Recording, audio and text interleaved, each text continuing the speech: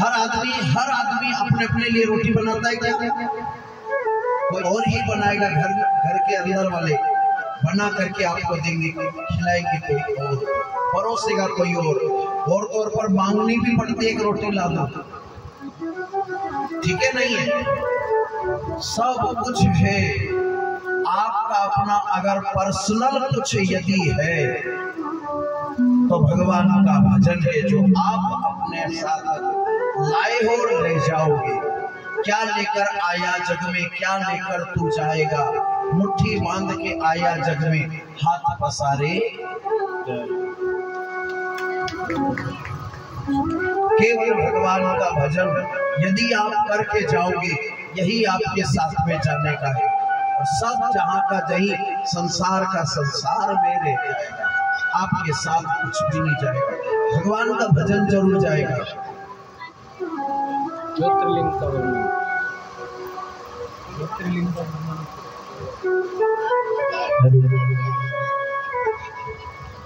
भगवत शरणागति, भगवत प्राप्ति ही आपका मूल सार है। आगे शिव जी को शांत किया गया, प्रार्थना करी गई और शिव जी से प्रार्थना करके सब लोगों ने शिवलिंग, अग्नि ज्योतिर्लिंग की फिर स्थापना करके और शिव की पूजा करी, अभिषेक किया। शिव जी के अभिषेक के अलग अलग वर्णन है, ज्योतिर्लिंग के अलग अलग वर्णन है। 12 ज्योतिर्लिंग की कथा आप लोगों को परसों की कथा में श्रवण करने को मिलेगी कि 12 ज्योतिर्लिंग कौन कौन से हैं, कहाँ कहाँ हैं और किस किस कारण से उनकी स्थापना हुई।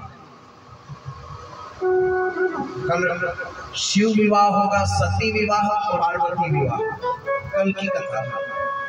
और परसों की कथा में लिंग थाप करी विधिवत पूजा, शिव समान मोहि कोई न दूजा। राम जी ने भी शिव जी की लिंग की स्थापना करी और लिंग की पूजन किया है।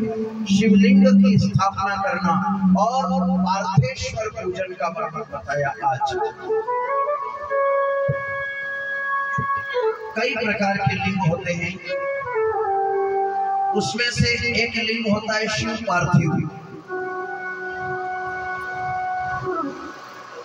तो शिव पार्थिव लिंग का शायद आप लोगों ने पूजन कभी करा होगा, जो कि मिट्टी से बनते और अंगुष्ठ मात्र के बराबर नाम से लंबे गोलाकार में शिव जी मिट्टी के बनाए जाते हैं, जिसको शिव पार्थिव लिंग कहते हैं। और उनकी पूजा प्रदोष काल में होती है। उनको बनाने की विधि देखो, श्रावण महीने में द्वादश्याम त्रयोदश्याम, कृष्ण पक्ष की द्वादशी जिसको प्रदोष कहते हैं, और दूसरे दिन आती है शिवरात्रि, दूसरे दिन आती है 13 की शिवरात्रि। द्वादशी यानी 12 द्वादशी और त्रयोदशी यानी 13, ठीक है ना? तो एक दिन आती है प्रदोष और दूसरे दिन आती है मासिक शिवरात्रि। एक महीने में 12 महीने की 12 शिवरात्रि होती है। अरे ये समझ में? तो 12 शिवरात्रि आती है, 12 शिवरात्रि और 12 प्रदोष होते हैं। तो प्रदोष काल या तो आप एकादशी के दिन शिव जी का पूजन करेंगे, 11 के दिन भी आप शिव जी का बड़ा प्रेम से पूजन करते हैं। 11 के दिन शिव जी का पूजन, पर शिव जी के पूजन का विशेष महत्व है प्रदोष काल में। प्रदोष काल यानी दिन की 3:30 बजे बाद से शिव जी का पूजन का विशेष महत्व कब है? प्रदोष काल। प्रदोष काल का अर्थ होता है दिन की 3:30 बजे बाद से रात्रि 7 बजे तक के पूजावसान समये दशवक्त्र गीतम यह शंभु पूजनमिदं पठति प्रदोषे कि तस्य स्थिरां रथ गजेन्द्र तुरंगयूथमुपे सूक्ताम् लक्ष्मीं सदैव सुमुखीं प्रददाति शंभो। शिवजी लक्ष्मीं सदैव सुमुखीं प्रददाति शंभो। लक्ष्मी की प्राप्ति अगर करना है तो प्रदोष काल में शिव जी का अभिषेक करें। अब प्रदोष काल में अब किस प्रकार के शिव जी से क्या चाहिए, जिसको जो चाहिए उस प्रकार के शिव जी का पूजन। बाण लिंग का पूजन होता है। बाण लिंग कहते हैं नर्मदा के कंकर कंकर शंकर। और नर्मदा के कंकर कहाँ मिलते हैं? या तो अमरकंटक या जबलपुर मध्य प्रदेश एमपी में। एमपी की सबसे बड़ी नदी मां नर्मदा है और नर्मदा जी शिव जी की बेटी। अभी आएगा समुद्र मंथन का था।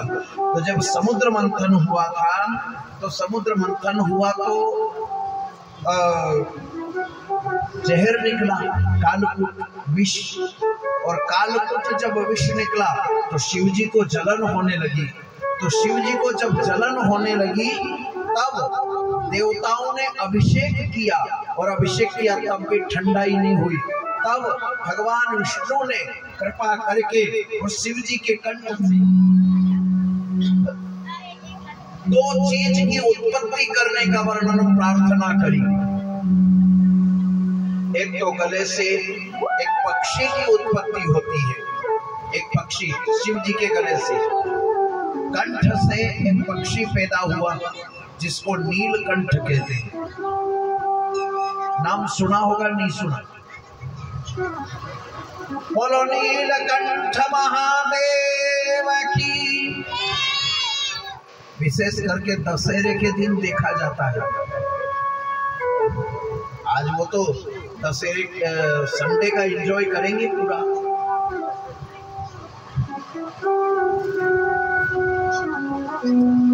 नीलकंठ पक्षी की उत्पत्ति हुई। और दूसरी एक नदी की उत्पत्ति हुई, शंकरी, जिसका नाम शंकरी है। जटाशंकरी मां गंगा का नाम है। जटाशंकरी गंगा कहलाई। और नर्मदा मैया जो है नर का मद हनन करने वाली, जिसे नर्मदा कहते हैं, देवा कहते हैं, अमरकंठ वाली। इसलिए जहां से नर्मदा जी उत्पत्ति हुई है, नर्मदा मैया की, उस स्थान का नाम क्या है? अमरकंठ।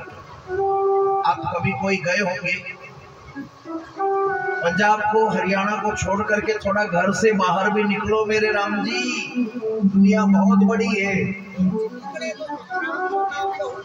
बोला निकलने दे जब ना, के घर का बोला निकलने दे जब।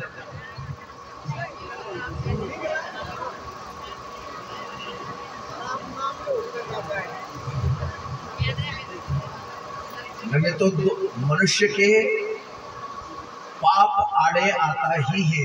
पाप आड़ आता है, आड़े आता है। के तो घर का बोला नहीं निकलने दे, कहाँ जावे से हटाई ले। यही काम कर, करती करती मर। यही काम कर और करती करती मर। कब तक भोगना पड़ेगा मेरे राम? एक न एक दिन तो घर को छोड़ना ही पड़ेगा। राम को या तो हंस के भजो या खींच के भजो, या तो दुनिया को हंस करके छोड़ो या फिर भगवान छुड़ाएगा। भगवान छुड़ाएगा तो घसीटते घसीटते ले जाएगा। और अगर इच्छा से छोड़ोगे तो सम्मान पूर्वक ले जाएगा। आ रही बात समझ में? पुलिस अगर आपने कोई डकैती कर ली, चोरी कर ली, मर्डर कर लिया, तो मर्डर कर दिया तो अगर या कोई करा है अथवा नहीं करा, अगर किसी कारण झूठ में भी अगर आपका नाम लिखा गया थाने में और पुलिस आई, या पुलिस पहले तो वारंट भेजती है और वारंट भेज दिया और आप वारंट पे चले गए तो आप इज्जतदार कहलाओगे। क्या कहलाओगे? इज्जतदार। कि इज्जत वाला आदमी है, समझदार आदमी है, इसने गलती नहीं करी। अगर गलती करने वाला होता तो छिप जाता, भाग जाता, दिखता नहीं, हाथ नहीं आता। इसने गलती नहीं करी है इसलिए ये उठ करके आ गया तत्काल, तो कहीं ना कहीं सजा माफ हो जाएगी। और अगर जो घर वारंट आए और वारंट पे भी नहीं जाओ, पर्ची आए ने उसके बाद भी नहीं जाओ, तो पुलिस लेने आती है और पुलिस को कह दो सर बैठ जाओ, चाय पी लो और चाय पी करके आप चलो, मैं आ रहा हूँ, तो भी वो लोग सजा में थोड़ी बहुत कमी कर देंगे कि चलो कम से कम समझदार आदमी। और अगर पुलिस को आ गई पुलिस और पुलिस आ गई और उसको कह दो पुलिस को कि नहीं आना, जा, तू क्या कर लेगा? फिर बताओ पुलिस क्या करेगी? हथकड़ी तो डालेगी डालेगी, दो चार पीछे भी गांव में जुलूस निकलेगा। इज्जत का जुलूस, इज्जत की धज्जी भी अलग उड़ेगी। इसलिए समझदारी से भगवान के दरबार चले जाना, नहीं तो जमदूत बनाए बंदी और काया होगी गंदी, जमदूत बनाए बंदी।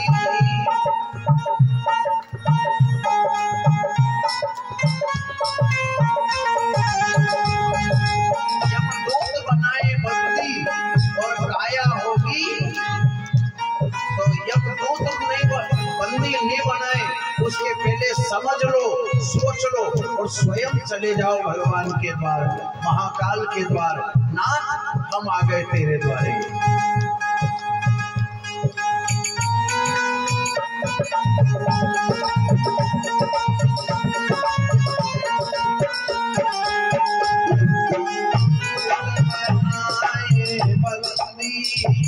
और काया होगी गंदी,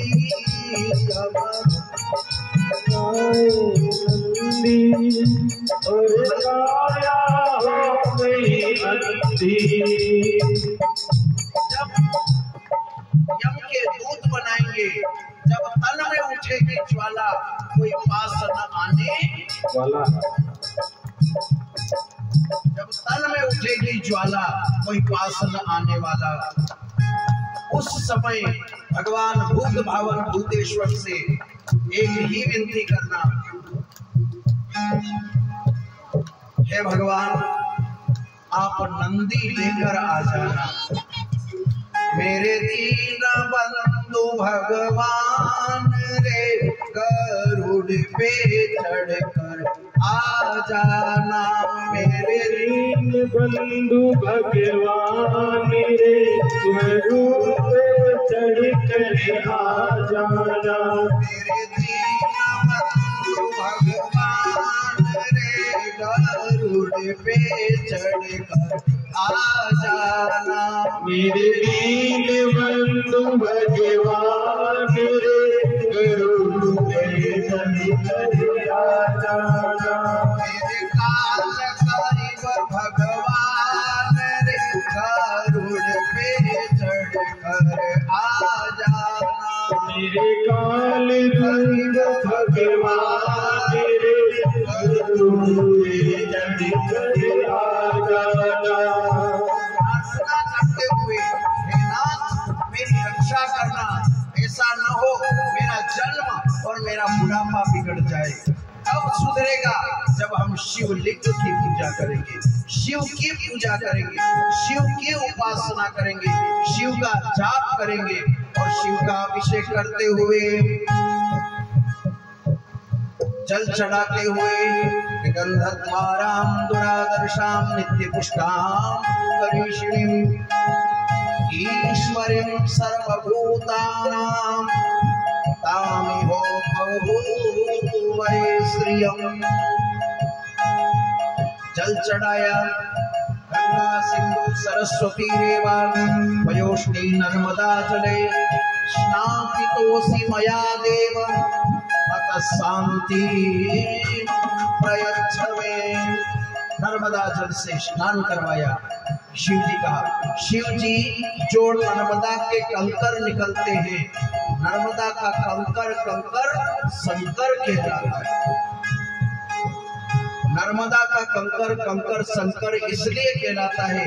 एक बार की बात है, शनि महाराज शिव जी के द्वार पे गए कि भोलेनाथ अब आपका नंबर आया है, मैं 7.5 लगूंगा आपको। क्या करेंगे? 7.5 लगूंगा आपको। सभी देवताओं के पास में घूम घाम करके सबके नंबर निकल गए।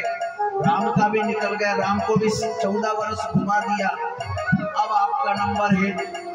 भोलेनाथ ने कहा कि ठीक भाई, मंजूर है।